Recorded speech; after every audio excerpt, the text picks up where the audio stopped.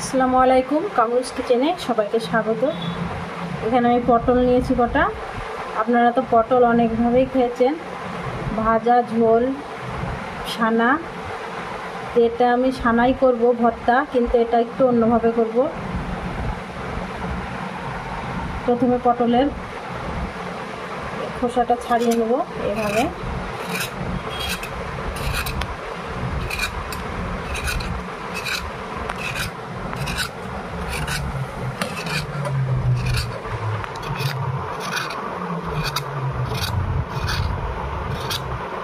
খোসাগুলোকে তুলে নিয়েছি, এবার আমি কাটবো।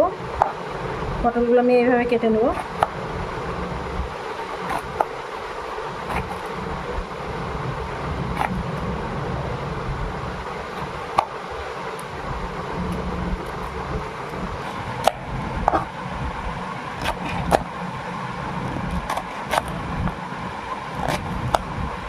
পটলের এই রেসিপিটা খেতে কিন্তু খুবই ভালো লাগে। আপনারা বানিয়ে খাবেন, তাহলে বুঝতে পারবেন। আর আপনারা চাইলে বীজগুলো ফেলে দিতে পারেন। বীজ আমি ফেলবো না, বীজগুলো খেতে ভালোই লাগে।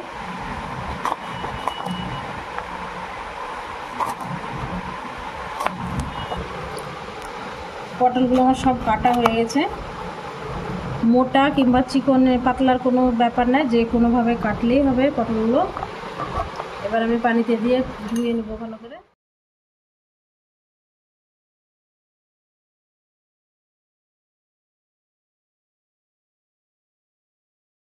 দিয়ে দেবো একটু লবণ, সামান্য একটু দিয়ে দেবো হলুদ গুঁড়ো। এবার এটাকে মিশিয়ে নেবো।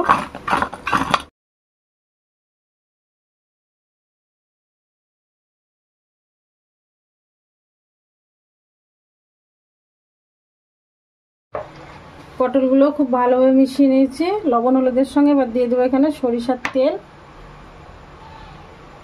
আমি সব রান্না সরিষার তেলেই করি, আর সরিষার তেলের রান্নাটাই খেতে বেশি ভালো লাগে।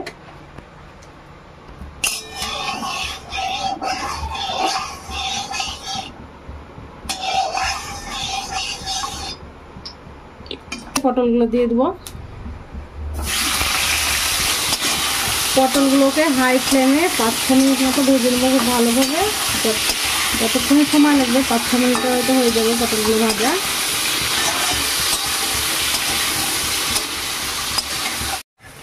পটলগুলো খুব সুন্দরভাবে ভাজা হয়ে গেছে দেখুন। এবার তেল ঝরিয়ে উঠিয়ে নেব। সেদ্ধ হয়ে গেছে পটলগুলো।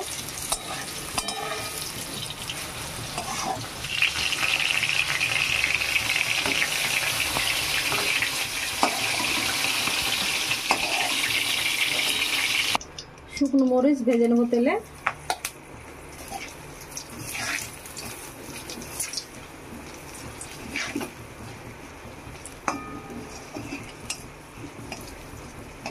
মরিচগুলো একটু ভাজা হয়ে গেছে, এবার আমি পেঁয়াজ দিয়ে দেবো।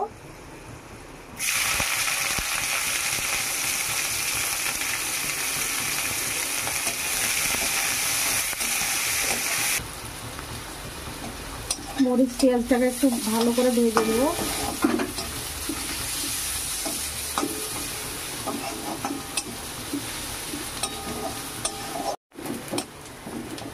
পেঁয়াজ মরিচটাও খুব সুন্দরভাবে ভাজা হয়ে গেছে। এর থেকে বেশি ভাজবো না, আমি এরকম করে ভাজলাম। এবার তেল ঝরিয়ে তুলে নেব।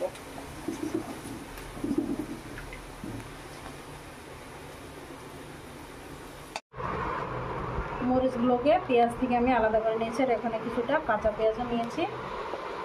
এবার দিয়ে দেবো সামান্য একটু লবণ। পটলে তো লবণ দেওয়া হয়েছিল, তাই আমি একটু লবণ দিলাম।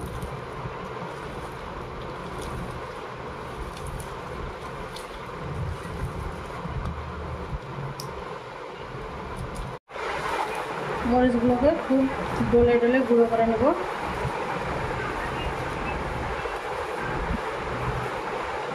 পেঁয়াজগুলো নিয়ে নেব, কাঁচা পেঁয়াজগুলো নিলাম।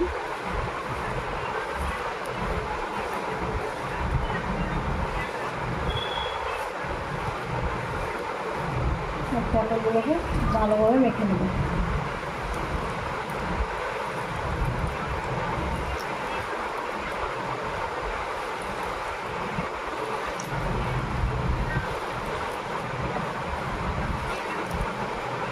ভর্তাটা খেতে কিন্তু খুবই ভালো লাগে। ভর্তাটা খেতে খুবই ভালো লাগে, আপনারা এইভাবে অবশ্যই ভর্তা বানিয়ে খাবেন।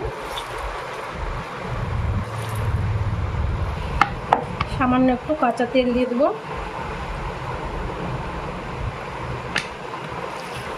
তেলে ভাজা আছে তাই আমি অল্পই দিলাম।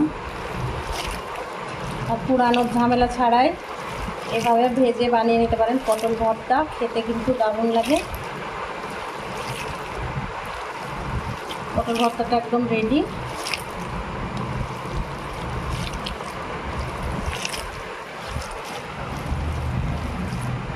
আপনারা চাইলে এখানে ধনিয়া পাতাও দিতে পারেন, আমার এখানে ধনিয়া পাতা নাই আমার কাছে, তাই আমি এমনি করলাম।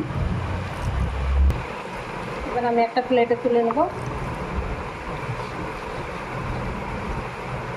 দেখুন ভর্তাটা একদম রেডি। ভাত, রুটি, আপনাদের যার সঙ্গে ইচ্ছা তার সঙ্গেই খেতে পারেন। খেতে খুবই সুন্দর হয়েছে। ভিডিওটি যদি ভালো লেগে থাকে একটা লাইক করবেন, কমেন্ট করে জানাবেন কেমন হয়েছে। আর আপনারা অবশ্যই এভাবে বাড়িতে ভর্তা বানিয়ে খেয়ে দেখবেন।